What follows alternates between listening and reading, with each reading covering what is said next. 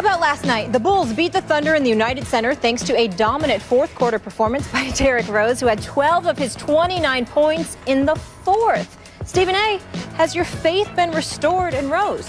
Well, listen, let's be clear about something here. Any faith that I lost in Derrick Rose has very, very little to do with his game. It has to do with his desire to actually play the game of basketball. That's what I've questioned in terms of his quotes, as Joakim Noah would say, says crazy stuff sometimes, gets him in trouble. That's what I've been concerned about with Derrick Rose. Certainly the injuries have you concerned, because when you go through the myriad of injuries, and TNT did an exceptional job last night of just doing, giving us an image of all the injuries he has suffered from. It's like, good Lord have mercy. He's got to wake up with pain in some area every single day. It's a miracle that he's still out there playing. But then he still goes out there. Russell Westbrook, his summer partner, he works out with him in the summer. He blew by him on a couple of occasions, took advantages of mismatches when Enes Kanter found himself switched over on Derrick Rose, along with other people. Still 0 for 9 from three-point range on the season, but found his mid-range game. I was impressed by his quickness, his first step, his explosiveness to the basket, his mid-range jumper.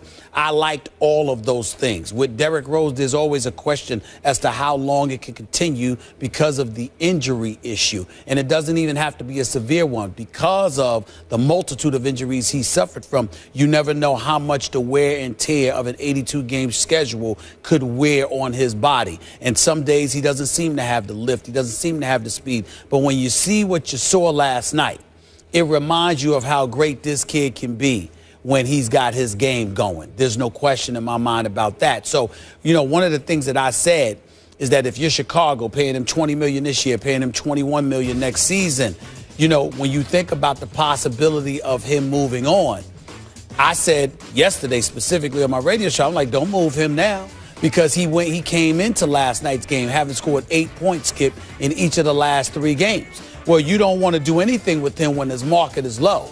What you want him to do is to go out there and play lights out. And then you entertain making a move or making a decision as to whether or not you're going to make the move. Right now, I was impressed with what I saw from him last night. There's no question. But I left feeling there were more questions about Oklahoma City than answers about Derrick Rose. But I was pleased with what I saw from him.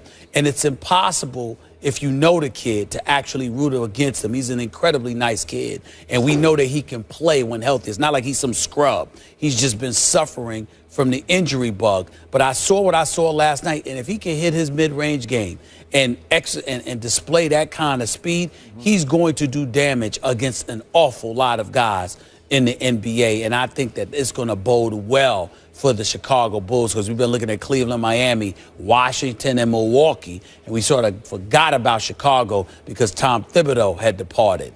Well, maybe if Derrick Rose keeps this up, we'll revisit the conversation, and it'll include Chicago. Gut feeling, will he keep this up to this level?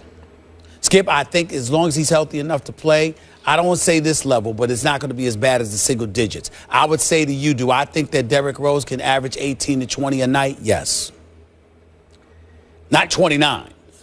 I know we're way early in this season, but what struck me after that game was over last night is that game was something of an indictment of Derrick Rose and his passion or desire or urgency with which he attacks the game of basketball. Right. And by the way, I got the last 3 games at 8, 6, and 4. He did have an 8, but the 8 was in a loss at Detroit, and then he only scored 4 in a blowout loss at Charlotte. Yeah, you're right. You're right. All right, so not to, no big deal. But okay, so he goes 8, 6, 4. Then he scores 10 in the last 3.5 minutes against the Oklahoma City Thunder of Russell Westbrook and Kevin Durant. Yep. Well, that's pretty special stuff. That's all-star stuff. That's former MVP style stuff, right? Yes. And I'm thinking, where was that? I'm sure a lot of Bulls fans think, where did that come from, and why don't we see more of that on a nightly basis? I don't know. He is a good kid. He's also a little strange sometimes, a little hard to read, a little, what are you thinking? He's gotten a bunch of bad breaks with his injuries, obviously. Has he come back as quickly as he could? I don't know, but a lot of Bulls fans obviously think he hasn't worked hard enough. Not that he hasn't worked hard enough, he hasn't pushed himself hard enough to take the risk to come back maybe on time. He's taken more time than he probably needed to get completely healthy. So my point is, when we see that kind of explosion, now he set the bar back up. And I'm wondering, was it prompted? I'm just going to throw this out. Our man Brian Windhorst was on ESPN radio yesterday and made a strong, bold statement. I think it was yesterday. It might have been the day before. But he said, I think it was the day before. He said that the breakup has begun between Derrick Rose and the Bulls. Like we're seeing the first signs of it. They're starting to split apart and maybe part ways at some point in the near future. Okay? Do you think that got back to Derrick and it hit him?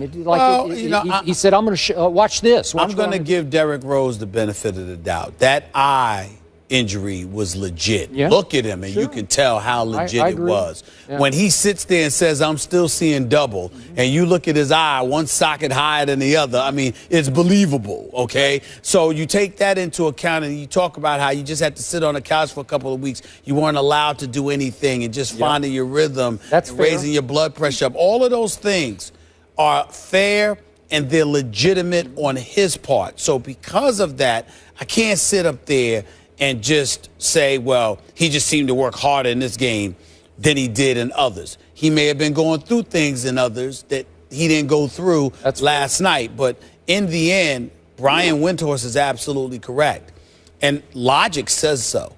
Because if you're the Chicago Bulls moving forward, how can you plan a future with Derrick Rose, considering not only the plethora of injuries he has suffered from and how much he's been debilitated despite his youth, but on top of it all, how so concerned he appears to be about it that he speaks about life beyond basketball seemingly at every turn. If you're the Chicago Bulls, that's not somebody that you can enjoy paying $20+ million to per year. So I think that everybody knows what Brian Windhorst was saying, and I think Brian Windhorst was absolutely right to say so. And by the way, just a quick thought on your man Westbrook.